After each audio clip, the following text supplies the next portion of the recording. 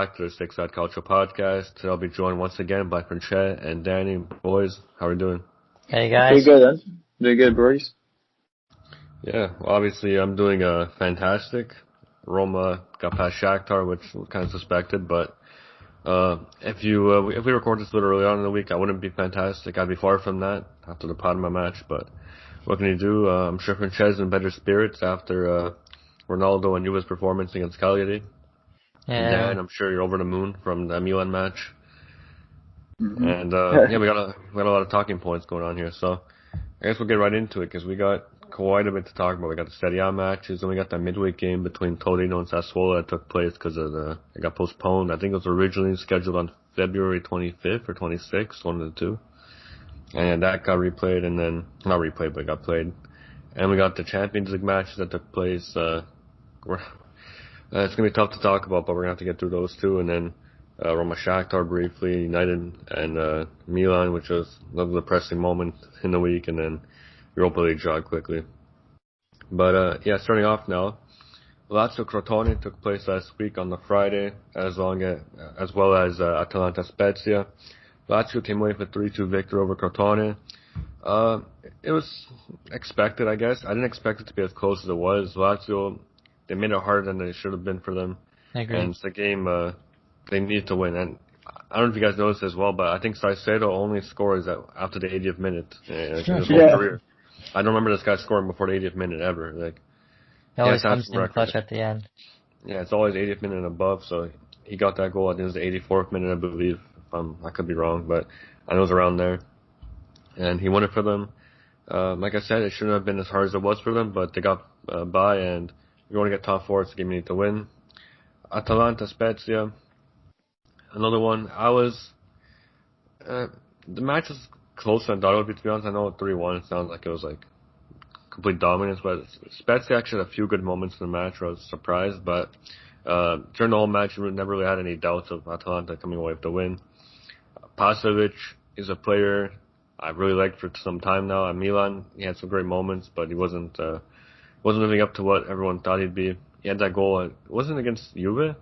Oh no. Who did he score against Pasovic? It's a penalty, no? He scored the penalty against us to win the Supercoppa. He scored the penalty, and Locatelli scored that beautiful bar down, I remember, in that match as well. So yeah, huge for Pasovic. Last year, I think he was much better. I don't say much better, it's kind of harsh, but he was better last year than this season, but he had a good game. I'm happy. He also scored twice, I believe. So, yeah, good for him. And Muriel, he also scored, so that was good to see. And I think Atalanta, we've been saying every week, but I think they're in the driver's seat for top four compared to the other clubs like Roma and Napoli and Lazio. So I think Atalanta probably has the best chance of all of us, especially now that they're out of the Champions League. Sassuolo Verona, very entertaining match, 3-2 for Sassuolo. Yeah, Locatelli continues to show why Juve won him for 40 mil, and he's really showing the value at the moment. He's a great player. He's got strength. He's got height. He's got quality. His passing ability is incredible. So to me, I think Locatelli is what people thought Tonali would be, in my opinion. And he's actually shown it in Serie A. So yeah, as long as Fagioli stays. Yeah, we'll probably get into that closer this summer, but yeah, there's a report from a couple of sources, including La Gazzetta, who I don't really find reliable, but they said that they want Fagioli in the deal, and Juve are willing to do it, but I don't know how much I believe that. But yeah, Locatelli's a great player, and I still do think Juve was going to end up with him. And then Verona. Oh, pardon? I hope not. I hope he comes to Napoli. Yeah, if Juve get him, it's going to be a sad day, but I remember him saying in an interview or something he likes Juve or something like that.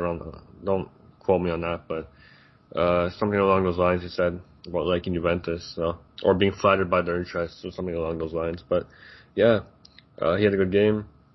He also scored, so that was great to see. Verona, I thought they'd come away with a draw, and they didn't. Traore ruined the day for them. There was a big mess in the box. And Traore came out on top there. He put it away and got Sassuolo to win. So huge for Traore to come up there. He's another player I'm I wouldn't say high on, but I really like him, how he plays, and I think there's something there of him. So congrats to Sassuolo, a big win for them. And now, Benevento-Fiorentina.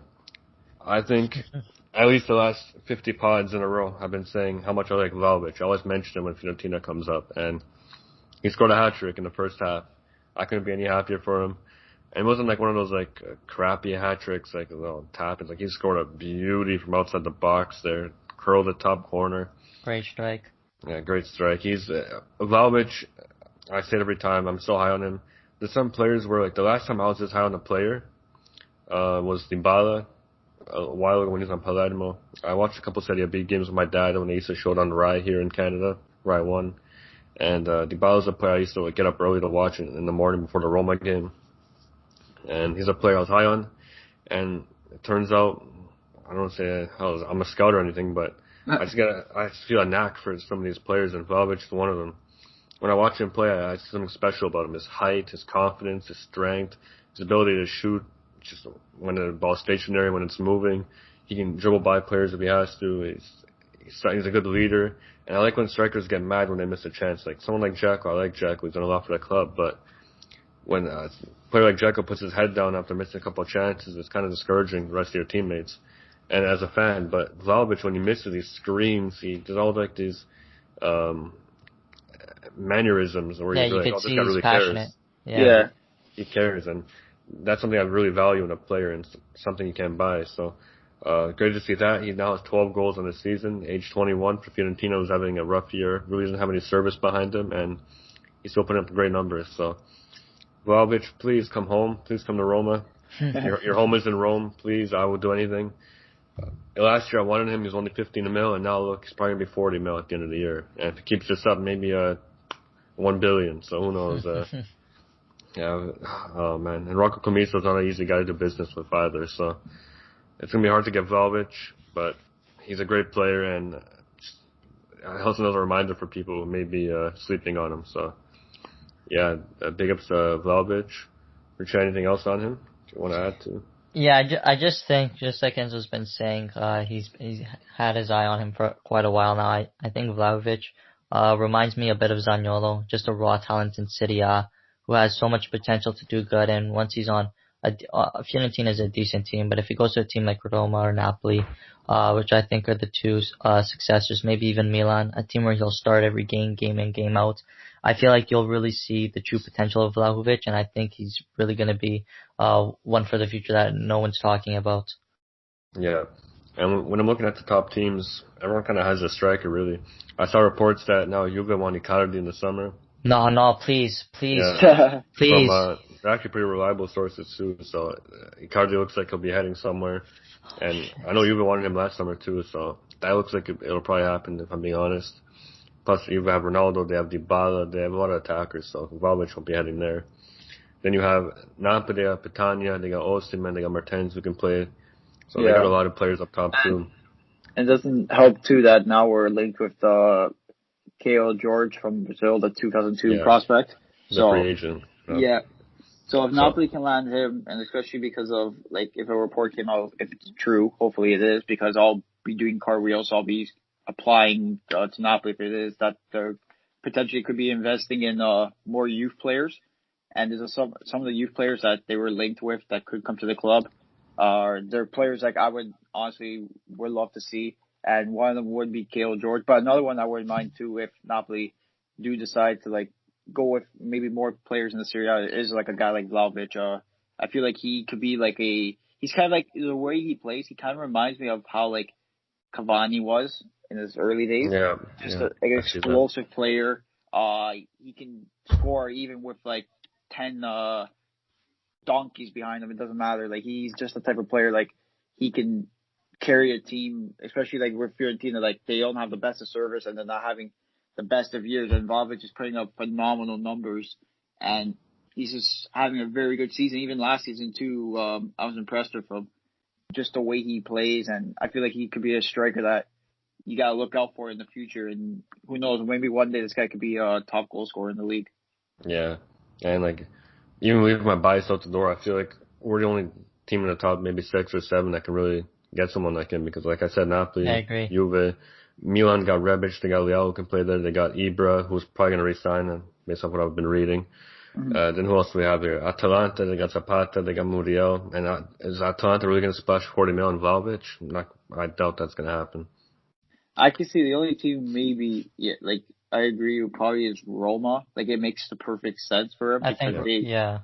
Because say if Dzeko does leave at the end of the season, they're just going to have, Muriel up top. And I think he's on loan, right? I believe. Yeah. He's on a 2-year loan, so we have him next season as well. Yeah, so if you get a guy like Vlahovic, that's good insurance just in case, say, Muriel doesn't pan out and you end up letting him go back to Madrid on loan instead of buying him. So I can see Vlahovic potentially joining Roma, and it makes perfect sense for him. But I wouldn't count out Napoli, too, because they're a type of team that if they could get like a good deal, say like maybe Petagna and then a couple million for him, they'll pull the trigger on it because this kid's raw talent and he's such an impact player that a lot of teams would love to have. Yeah, I don't think Napoli's going to be doing much business after Osimhen, Dan. 70 mil? We'll see because it depends on how we finish the season, because this year we could potentially clean house and get rid of all the assets that we don't need and bring in young talent that can come in and help us get back to where we want to be. Yeah, you never know. Napoli could be in a conversation, but I just think it's unlikely. They're going to spend 40 million and 70 mil in 2 seasons on 2 strikers, but you never know. But yeah, Vlavic's a top player, and I think many clubs would be lucky to have him. And if I'm being honest, I know people are hesitant, saying, "Oh, you want to splash 40 mil on a guy that's not really proven." Well, to me, I've seen enough. I think he's a great player, and sometimes you got to take a risk because he gets 40 mil right now. Where it's saying, "Oh, look how much money it is," but then maybe in 2 years, when this guy has 30 goals in the season, might say, "Oh, look." You got room for a bargain, so sometimes you gotta take that risk. It's like Haaland. Yeah, it's like Haaland, exactly. And you gotta take that risk sometimes. It either pays off or it doesn't, but you gotta take a chance. And he's Serie A proven. It's like for example, Haaland, he came from a smaller league, and people weren't really that sure. Vlahovic is doing this in the league, in the Serie A. So if the Serie A team wants him, they know. And in the last 2 years, he's got 18 goals in the league, which is not too bad for a guy who. Usually, when he plays, he's good, and there's a lot of times where he came off the bench last year too. Yeah, he came off the bench quite a bit last year, and also when I'm forgetting who was coach again. I'm having a brain fart right now. Oh, Iachini. When Iachini was coaching, he was coming off the bench almost every game. So now that Prandelli's been here, he's been starting, and look what he's been doing. So sometimes you got to believe in these young players, and it'll pay off. So yeah, enough of Vlahovic. I kind of knew there'd be a big rant on him because I'm just obsessed with him. I'm a big fanboy. So yeah, hopefully we see Vlahovic move on to a bigger club this summer. Moving on here, Genoa-Udinese 1-1. Not really much to say about this one, if I'm being honest. Genoa had a late push towards the end. They had a couple nice chances there.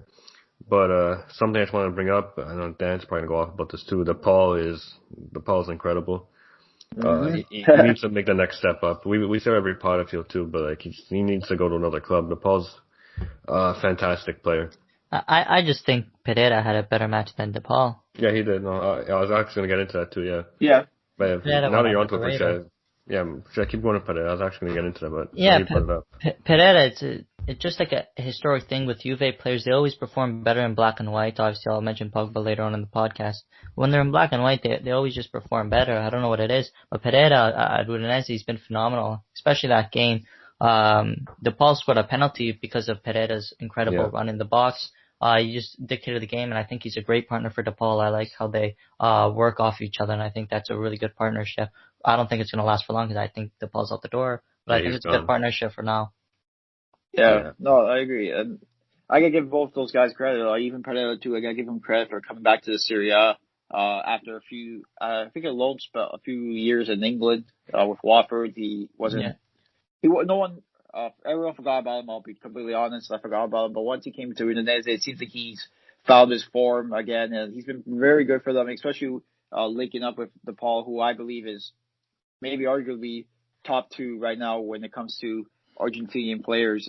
He's just incredible to watch. He's trying his best to do to keep Udinese up, which they are. I think they're 11. I want to say 12th or 11th place now. With the tie, they're just been playing good, and DePaul's been a big factor for them. He's easily been the best player, and like Enzo said too, I would love to see him like a bigger club. Hopefully in the summer Napoli can splash out the money for him because I feel like he's the type of player that can help out midfield.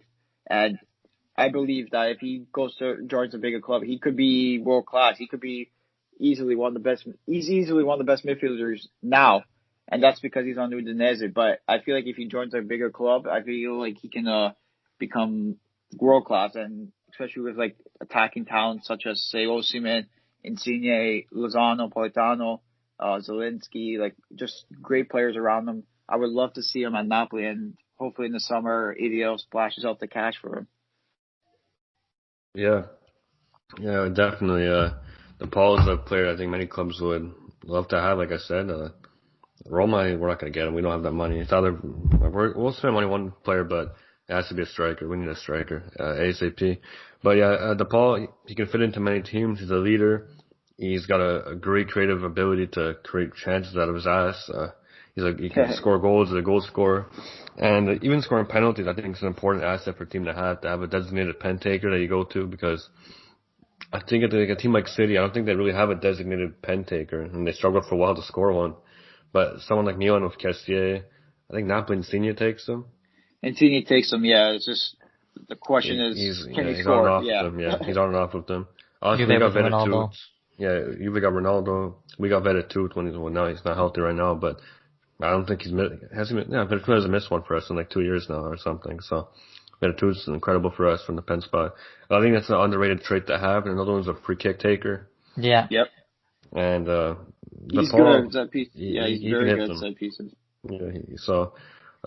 Yeah, sometimes a free kick at the 90th minute, when you look who's standing over it, gives you confidence, and someone like DePaul can give that to a team. So, great player to have. I think we've said it enough times now. But moving on, and congrats to Udinese for hanging on there at the end. I really thought Genoa would come away with the win. They had a really big late push, and Udinese hung on there. So, credit for them to get the point. Now, Parma-Roma. Oh, God. Look, if you asked me before a match, I would have said we were going to win 5-0, because to me, Parma is probably the worst, or one of the worst teams in the league. They're terrible. I don't know. They're just horrendous when I watch them. And with us, we've always had the same issue. We can't break down a team when they're sitting back. Fonseca's got to figure that out. I don't really have much criticism for him, but that's one of them. He needs to figure out how to break down teams, because we do not know what to do. We just go left to right. We swing the ball and we hope someone gets a head on. It's a disaster. We don't know what to do. And when the match started, it was like a normal Roma match against a smaller club. We were dominating. We had chance left and right. And I thought it was going to be like a classic Roma game. Kill someone and then lose to a big team next week against Napoli. So I thought that would happen. And then it all went downhill. We conceded, and it was over at that point, in my opinion. We just knew it was done. And then that penalty, that was not a penalty. I don't care what anyone says. It's, to me, it's not really up for debate. I've spoken to fans who aren't Roma fans on Twitter. I think I got like over 100 replies on that tweet, and everyone had the same opinion on it.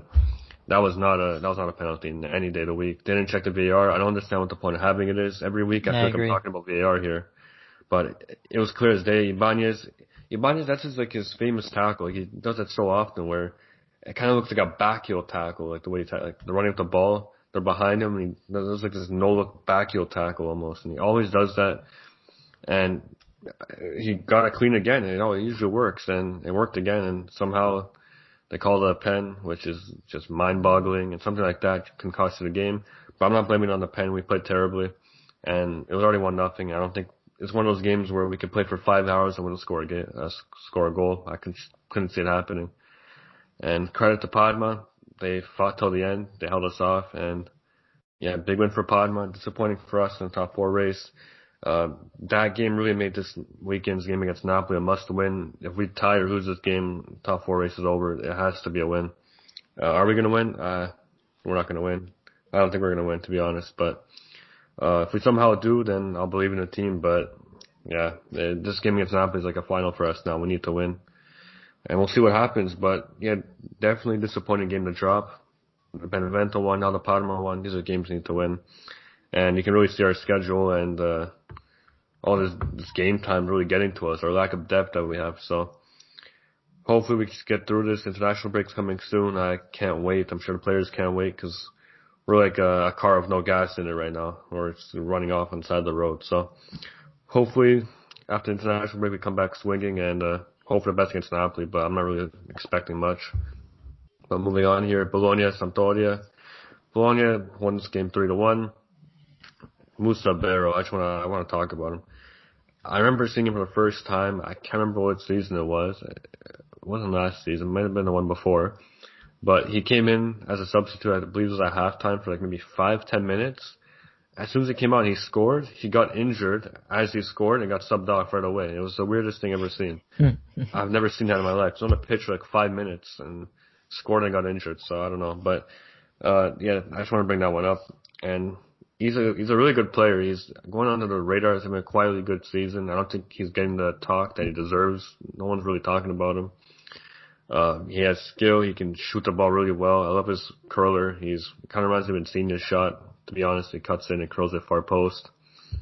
He has talent, definitely, and I don't think he's getting the shine he deserves. But yeah, credit to Barrow. 1 goal, 1 assist this match. Continue to have a good year. Do I think he deserves like a big move, like 25, 30 million? No, not yet. But he's getting there and he's proving himself. So credit to him. Sampdoria look like a mess. I don't think they know when the game starts because they're just walking around there. I don't know, Sampdoria there. I feel so bad for Ranieri. What a coach he is, but he really has nothing to work with there. Quagliarella, he has quality, but come on, the guy's gonna retire any second now. Yeah, so. He's on his last legs. Yeah. Yeah, you can't really expect too much of him to carry a team. Gabbiadini has his moments, but the guy's not consistent, as we all know. Damsgaard is a player I actually rate pretty highly, to be honest. I really like Damsgaard. I think he has quality. And I think if a team were to pick him up, they could probably get him for pretty cheap right now, and I think they won't regret it. So Damsgaard's a player I like. But yeah, shout out to Bologna. Big win for them. Kind of expected, to be honest, but it's always an easy game you can drop because Samp defend pretty well. So for them to score 3 goals is impressive, so congrats to them. Torino-Inter, I'm going to let Francesco start off with this one because I know Francesco has a lot to say about every time Inter win a game, so go ahead. It seems strange to me that this is the second game in a row now where magically the team Inter facing aren't using their best 11. When I first saw the lineup, I'm like, okay, Torino's at home. They could possibly make Inter drop points, but Inter will probably win because Torino's shit.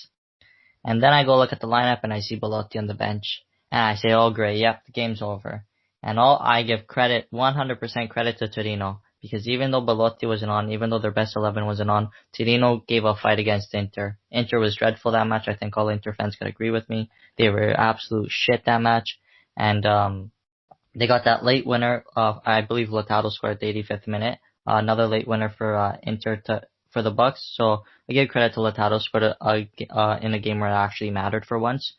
But Torino disappointed me. Belotti coming on at the 89th minute. I don't know if coach thought he was going to work some miracles here or what was going to happen. But if Belotti started that game, I believe Torino would have won that game, or at least true. But I got to give credit to Inter. They played like shit and still came out with the win. It's a win you need, and they have to keep winning because they have the Juve on their ass now. Yeah, no, it was a good win for Inter. At the end of the day, these wins are the wins that win you championships. They help you like secure top to win the league. Anytime an ugly win is still a win. At the end of the day, 3 points is 3 points. So give credit to Inter for hanging in there and finding a way to win. And just to get back to the point of Belotti, I'm 90% sure this was his first game back after, I think it was a COVID scare he had or an injury or something. So this was his first game, so I didn't expect him to start. But Torino's just a mess. I don't know if they're gonna get relegated this year. I don't know.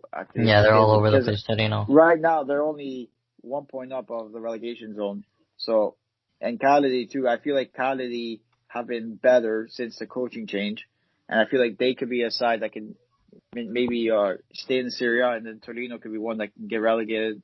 But we'll see at the end of the year. Torino, they have to find their act. They have to find their team again, because it's just a big mess for them. Yeah, very, very big win for Inter. I didn't get to watch the full game because obviously Roma was on at the same time, but I kept checking the score. I'm like, when's Inter going to get the lead? Like, they have to win this game, right? They're going to win. They're going to win. And then finally, they got the lead. And yeah, it's the win you need. Like I always say every week when they win, if you want to win the Scudetto, these are games you got to win. And if they keep winning, they're going to get close to the point where they're 1 or 2 games away from securing the Scudetto. So big win for them. And as much as I don't rate Lautaro, I think individually he's not one of the best of players. I think he's slightly overrated.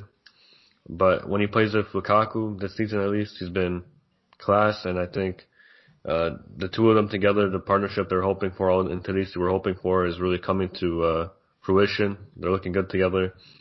And yeah, big ups to Conte for figuring this whole mess out. I don't know why, the whole beginning of the year I never knew how good they were doing. I never really noticed it, to be honest. Like, I thought they were having a poor season, and I go look, and they only had 1 loss at the time. I'm like, oh, okay. Look at that. Yeah. But anyways, yeah. Congrats to Inter for getting the win. Torino, they fought hard.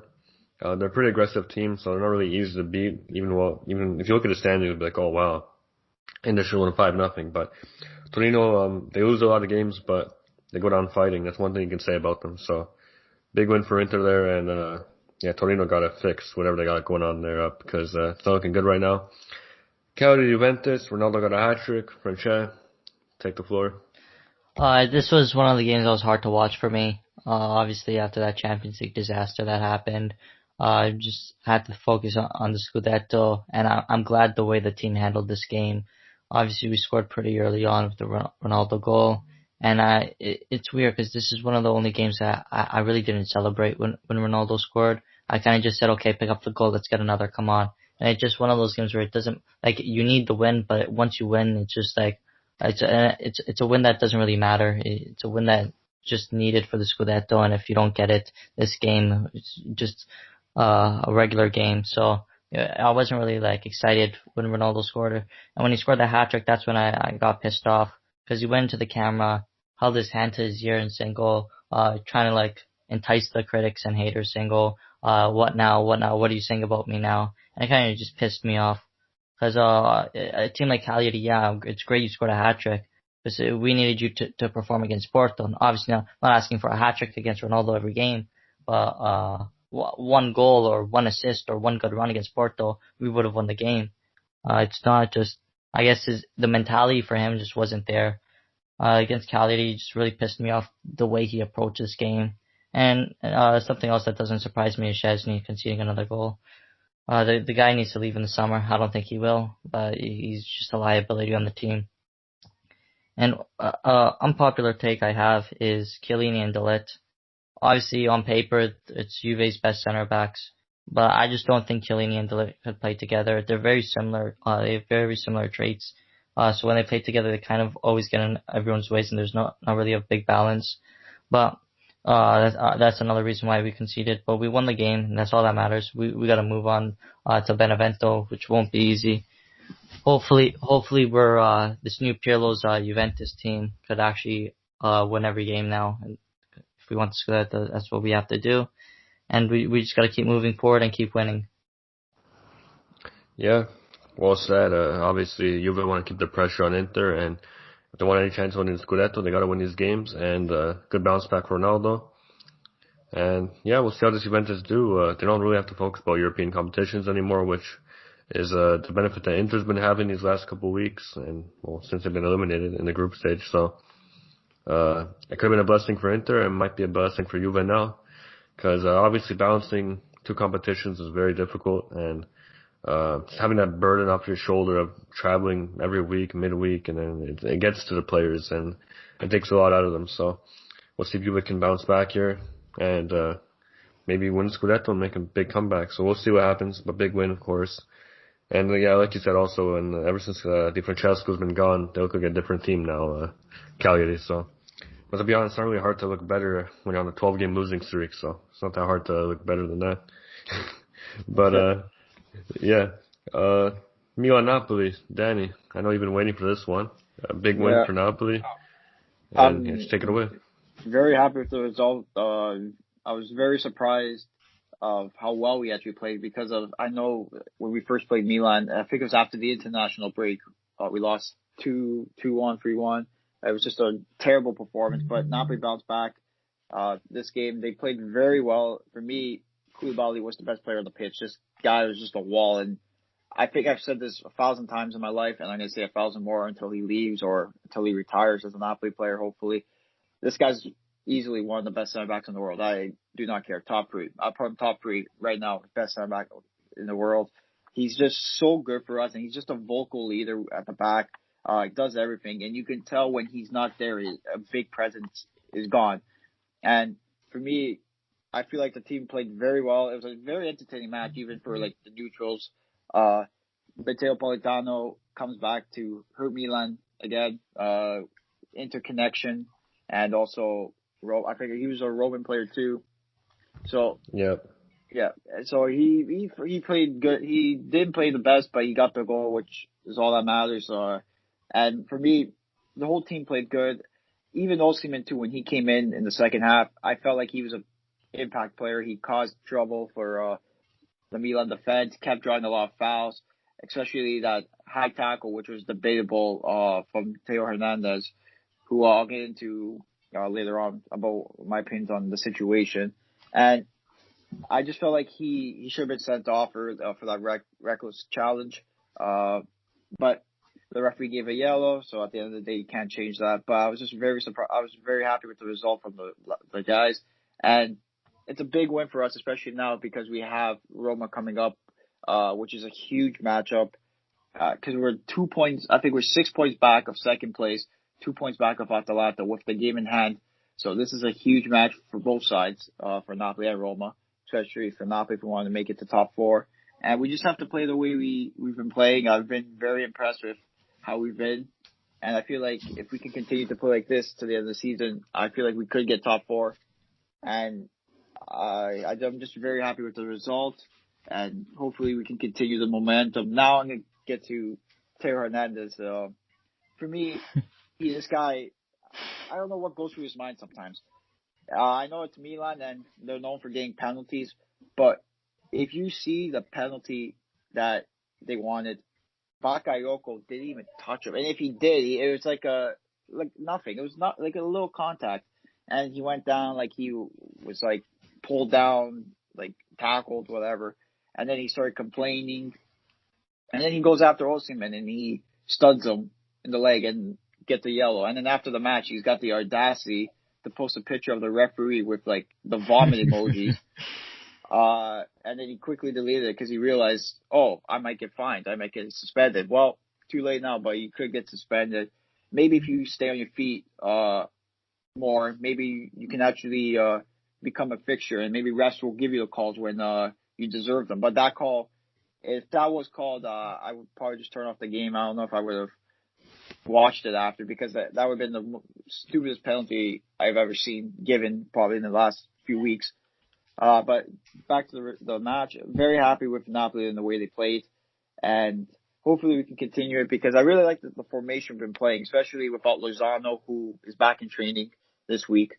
I really like the way Fabian Ruiz and Diego Demme have been playing. Our midfield, I feel like, has been our best. Maybe it's improved over the last few weeks, and I've been enjoying the way Insigne's been playing as well. And you know what? For the first time in a while, I'm gonna give Yusai credit. I felt like he was easily one of the best players on the pitch, and you don't hear me say that often.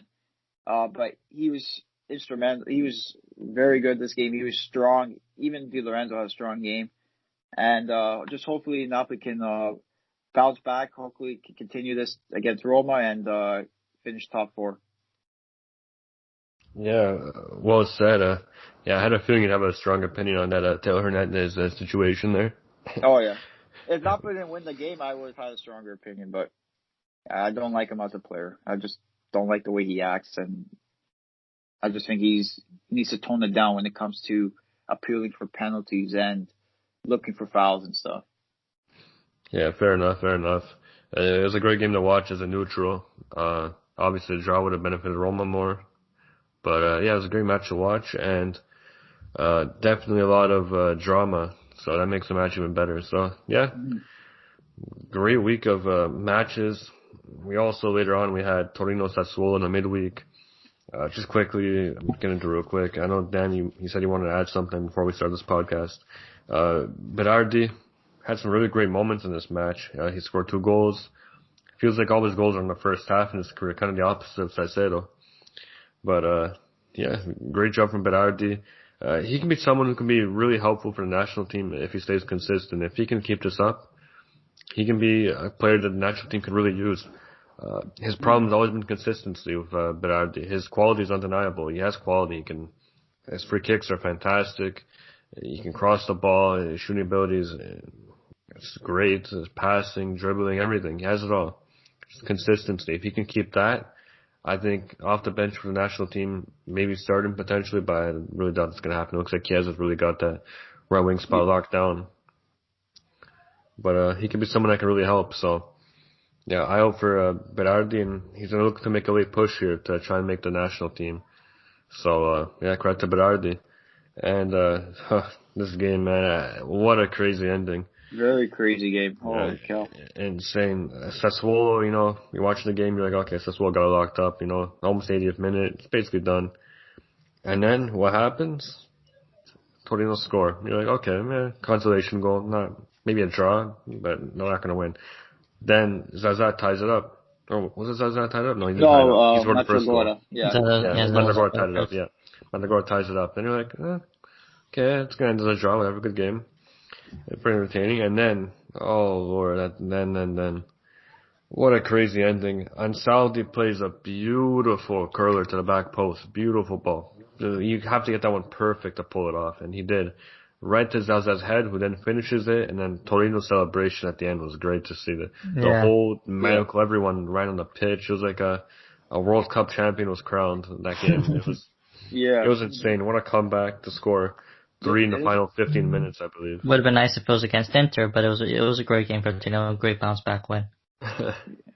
Yeah, no, it's a win that Torino need. Like I was saying too, like they have to find their act together. They have to get results going their way, and this is a result that went their way. And I gotta give Simone Zaza credit. He just you know what, Swedish, I'm gonna win this team the match, and he did. He scored 2 big goals for them, and Simone Zaza is someone who we all know that can score goals. He's got goals when he was on Sassuolo, he was very good, and also on Juve. It just seems like after that Euro Cup, that disaster penalty he took, which I know a lot of Italian fans don't want to hear it.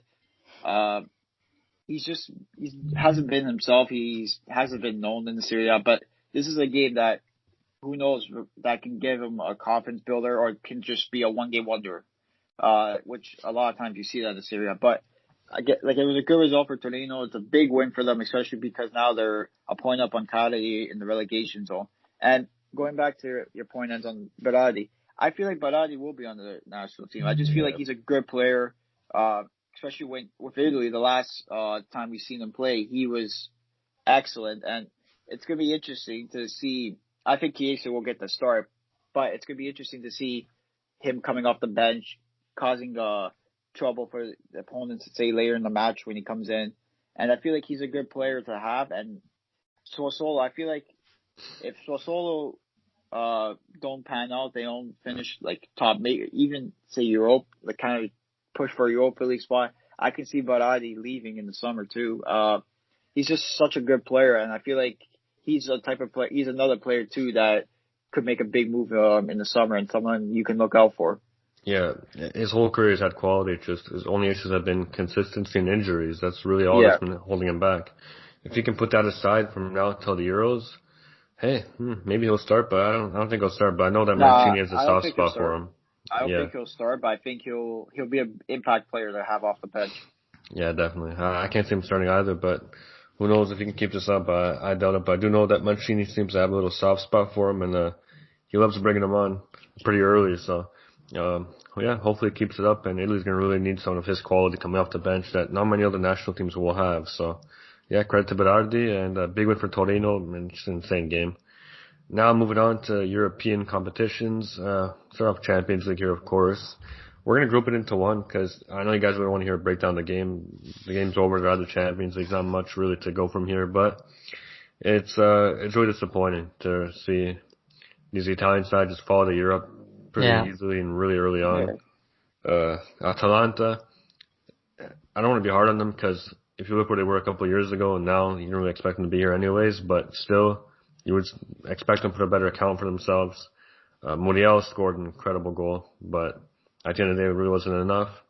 Atalanta's defense has always been the issue for them, and once again, it showed. That was really what cost them the tie. Their attack too didn't really. Well, they created a good amount actually. They just couldn't finish really. There's also Zapata too. Yeah, Zapata. No reason Zapata shouldn't be starting. Yeah, if I'm Gasperini, I find a way to start both Zapata and Muriel, to be honest, because it's hard to bench Muriel if how he's been playing, and Zapata, you can't really bench a player like that. So yeah. But yeah, even too, it didn't help that Sportello made a huge mistake, leading to I believe the first Madrid goal. He made a huge blunder. Yeah, he made a huge blunder where he just passed it to them. Yeah, it's kind of hard to talk about these games because I just really wish Atalanta would have went through. Personally, as a Roma fan too, they're kind of an easy team to root for because in the past we don't really have any bad history like we do Juve or a Inter or a Milan. But it's tough. But what can you do? Real got the best of Atalanta. They're no longer in the Champions League. It's fair to say Gasperini dropped the ball a little bit, but it's also you gotta look at the quality of players and difference in the team and how much they're worth. But Lazio Bayern, which gets into that too as well. I think was a disaster waiting to happen. Yeah, this tie was over before it started. Let's be honest here. I really enjoyed it because all these years Lazio fans have been making fun of us for losing to Bayern and all these teams. And first time they're here in 13 years, and look what happens. Ended pretty quick. So yeah, maybe in 13 years from now they'll have another shot, and we'll see what happens. But yeah, that's pretty embarrassing to be honest. The second game, Lazio fans are kind of holding on to the fact, oh, look how we competed against the best team in Europe. Bayern were not trying. They were sitting back and passing the ball around. I don't think they got practice game. Lazio fans are relaxed with the 2-1 because if Bayern really wanted to, they could have won that game 10-1. So if Alphonso Davies knew how to cross the ball, it would be a different story. So yeah, but Lazio and Atalanta have fallen out. Juve have fallen out. Inter didn't pass the group. Disappointing Champions League run, probably the most disappointing one in some time now. Yeah, I agree. Yep. But you know what, though, I give respect to all the Serie A teams who fell out of the European competition. Now they get to watch it with Napoli. So it's all good. Yeah, I don't know when this is going to end. I can't wait till we get back to the old days where Serie A was running Europe, but yeah, it looks like now it's okay. At least Roma is still in Europa League. Hopefully they can get past Ajax now. Yeah, we shouldn't have any problems with Ajax. I'm not too worried about those guys, to be honest. Yeah. But yeah, it's over now for the Champions League journey of Serie A teams. But now moving on to the Europa League, Roma played Shakhtar, 3-0 advantage heading into the game. I think I was pretty confident in us getting the win, but you never know with Roma. Fonseca seemed to take the more conservative approach. He didn't want to put too many bench players in because you don't want to lose a game like that. If we lost 3-0 and lost that lead, it would have been terrible. But we did put some bench guys in. Carlos Perez had a pretty good game, got an assist there. Mayoral, as always, he's tied for top scorer in the Europa League. He's been fantastic this season for us. We didn't really expect him to do what he's been doing. I think he has 12 goals and 7 assists now or something in all comps, or 8 assists, something like that. But he's been looking really good for us, and it's nice to have a striker who actually shoots the ball and when he's inside the box. But yeah, well done for Roma. Defense played well. Ibanez, I got worried there when he got the head clash, but he looks good now, so that's good to see. Mancini, poor guy, can't get a game off. He had to get subbed in. But I was happy with what we did. We expended basically no energy. I've never seen a team win a game without really running. So we barely moved that whole game and we got the win. So that was good to see. I just got rest up for the Napoli game. The only thing I was surprised with is just they're at the end of the two legs, the two ties. just the result. Like I thought Shakhtar would put up more of a fight because they're a tough team. I'll give them Yeah, credit Yeah. because I think they bet Madrid twice twice. or Yeah, Yeah, twice, and they tied and Inter they tied twice. Inter twice. So they're a tough team and very difficult. they got some good players too who not really much like we talk about because they're the Ukrainian league, but they're a tough side and it was just to Roma to decimate them. That's very good on Roma's part as well. I think it has to do like with like you were saying too yesterday and with Fonseca Yeah. knowing these players, knowing how they play, and he just coached perfectly against them. And Roma got the 5-1 on the aggregate, and it Yeah. was a good result. Yeah, our last two opponents, Fonseca he coached Braga, and we handled them pretty easily. They had out of the two legs, maybe like two chances the whole time. And same with Shakhtar, they had maybe two or three good chances the whole time. We really, it wasn't really put into question at any point. I knew we were gonna come away with the win there. And yeah, credit to Fonseca, and I hope he keeps proving these people wrong. Ajax is next. I'll talk about the draw a little later on. We'll leave that for last. But moving on now, United and Milan. Tough one. Disappointing. Yeah, very disappointing to say the least.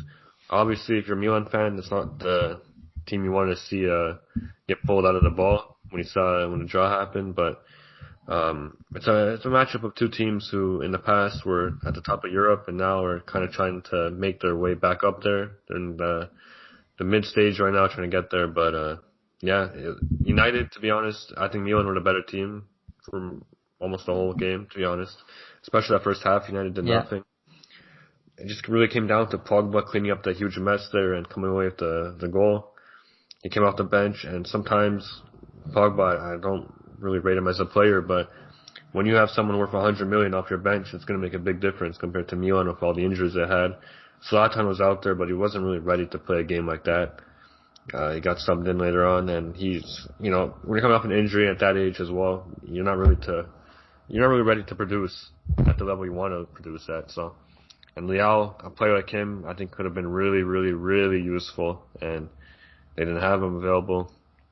It's just players like that, even Çalhanoğlu was, but Milan, they've had injury problems, and like Danny said in our group chat, they're falling like autumn. I think he said something like that. Yeah, I said reference that is not PG or appropriate. But yeah, they're falling like the leaves off the trees right now. Yeah. So, but yeah, it's not looking good for Milan right now. But they'll snap out of it once their injuries come back. I'm sure of it. Will they be at the level they were at just throughout the year? I don't know. But they'll bounce back. I'm sure of it. Once the injuries come back, they'll get stronger. What do you guys think about that match? Yeah, for me, I was just disappointed in like the result that happened. Obviously, we want to see. Well, not really me. For me, I personally I don't want to see any Italian team succeed, but you always want to see like Italians do well because of just the way I think it's the UEFA points or something. Yeah. Like the rankings and stuff.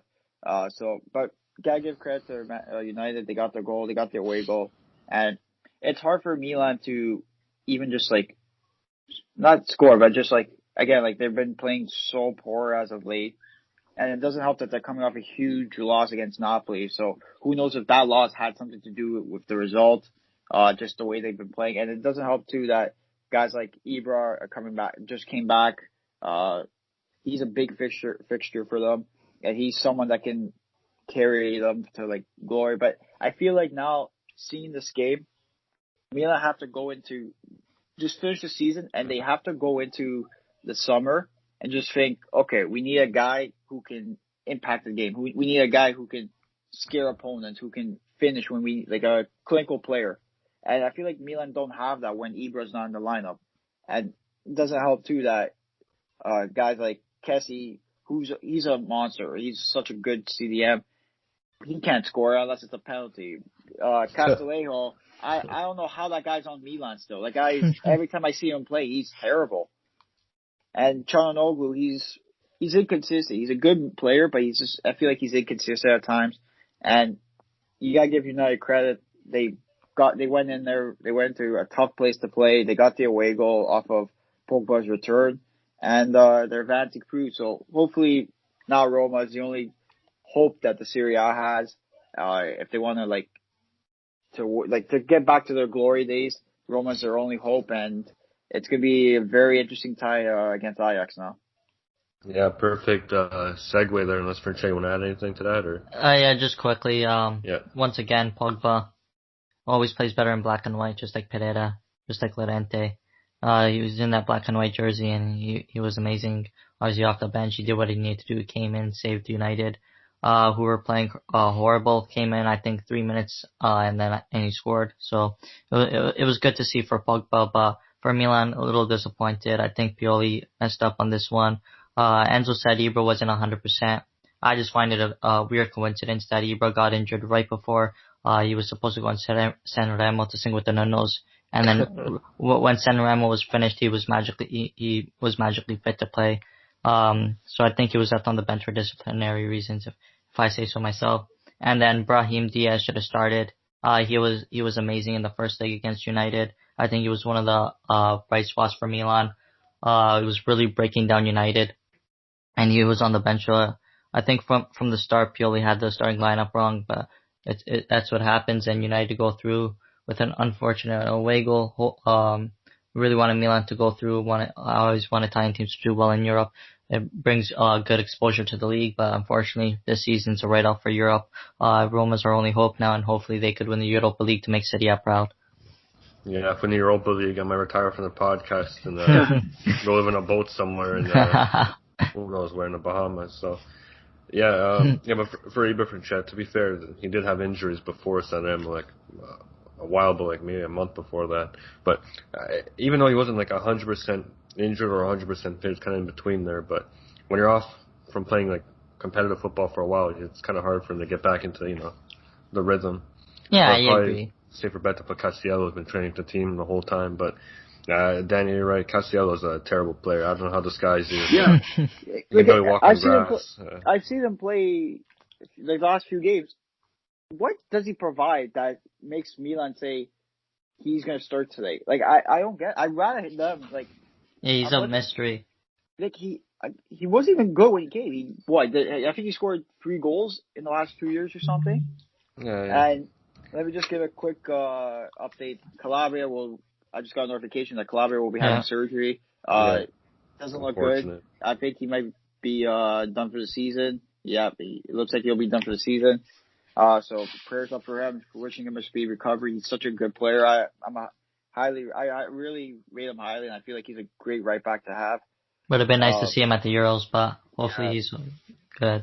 Hopefully he can bounce back like next year. Come back next year stronger. Like you never want to see.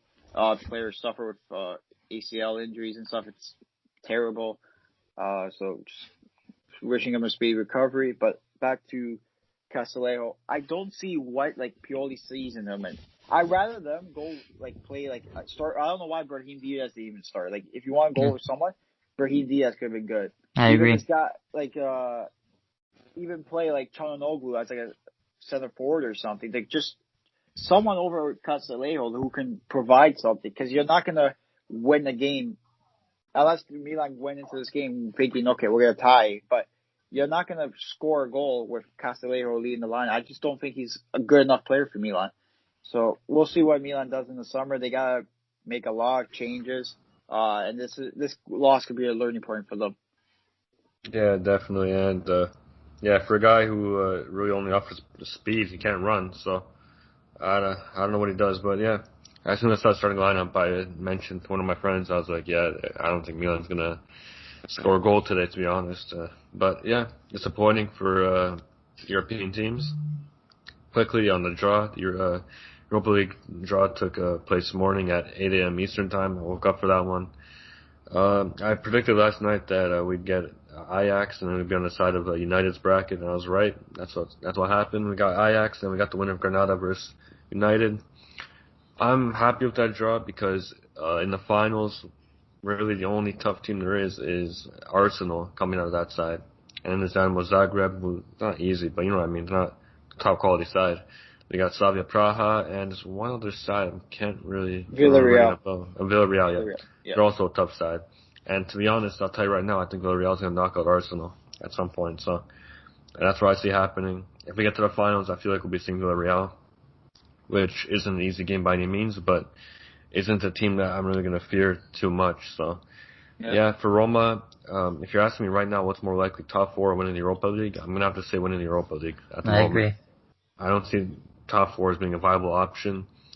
I'm not sure if we're really going to put our foot on the gas quite yet to go all out for the Europa League. I think it's risky. It's too soon. We're not far out of the top four race, only a point, I believe. So, and we're playing Napoli this weekend. If we lose to Napoli this weekend, it might actually have to be Europa League full out. But if we win, it's going to be a decision Fonseca has to make because with our depth, we can't do both. We're not going to get top four on Europa League. After the Ajax tie, if we're playing United, I think that's the time then you got to put the foot on the gas. If you beat United, you're in the finals against a pretty favorable matchup. Arsenal doesn't worry me too much if they're the ones coming out. So we're going to have to see. We're lucky Tottenham got knocked out. That was the team I really worried about. They had Heung-min Son coming back, who was a dangerous player.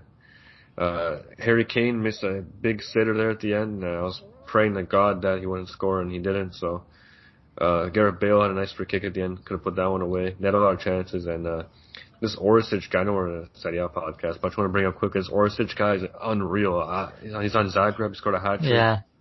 Every time I watch Europa League, this guy scores, and he's incredible. So, yeah, for any of you guys that like these little talents around Europe, he's someone to look out for because he plays amazing every time I watch him. But, yeah, as a Roma fan, am I confident? I'm pretty confident against Ajax. Their team is finished, to be honest. I'm looking at them. Their manager, I know, has pretty good background in overcoming top European sides. Juve is one of them. We've seen in recent years. I think his name's Ten Hag. Yeah. And it's going to be a good matchup for Fonseca to see how he does. Next year, we're looking to be in Champions League, and if Fonseca's going to be the one to take us there, this is the first real big test. I guess Shakhtar was, but he kind of knew how they played already. So, but this is a big test for him, see how he prepares and manages our fitness level. So, looking forward to it. Big game. And hoping for the best. So, yeah. Thank you for watching, guys. It's been a fun episode. A lot to talk about. And before we go, I just want to mention something quickly. Just interesting to see.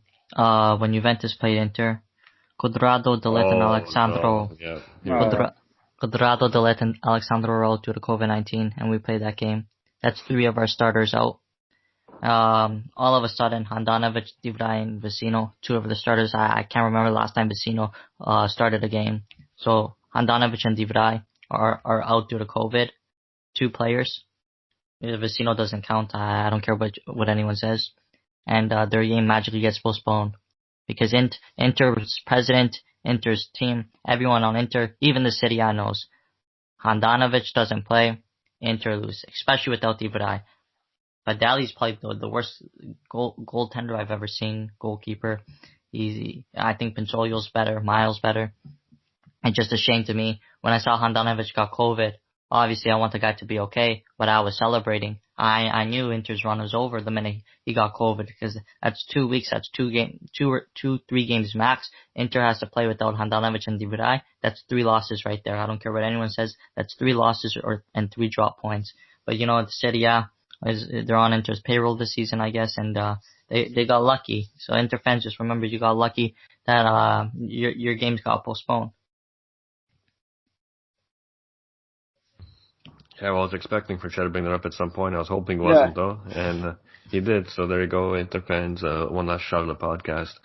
Next week, I'm looking forward to it. We got some Azzurri football back, so I'm looking forward to that one. We're going to obviously recap the weekend games and then get right into Italy. And it's always a time I look forward to be honest, because we're on the same side here. We all support one team. So there's no really a conflict going on. Well, there might be within the team.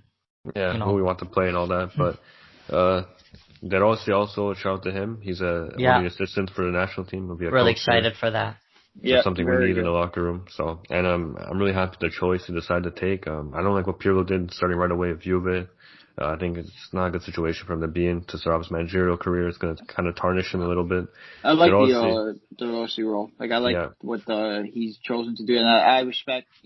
All respect to Mancini for adding him to the staff, which is it's gonna be fun to see him and the players on the sidelines like when they play. I think it's Bulgaria the first match. So it's going to be interesting to see De Rossi on the sidelines. Yeah, it's either Northern Ireland or Bulgaria, one of the two starting off. But Yeah, it's great by him to work alongside Mancini in a big time tournament. He's going to gain experience while also not having the pressure of him to really make the big decisions. So it's going to be good for him to learn from the Italian colleagues there and the coaches and Mancini. So yeah, looking forward to that. Grande Daniele, good job, good choice. I'm happy to see him there, and I think one day he'll be managing us. So it's a good step in his career towards that. Ended off here, we had a lot of talking points. It's a heavy podcast. Next week will be much lighter, just steady on Azzurri talk, like I said. So looking forward to that one. Thank you for listening, and ciao ragazzi. Ciao. Have a good one, guys.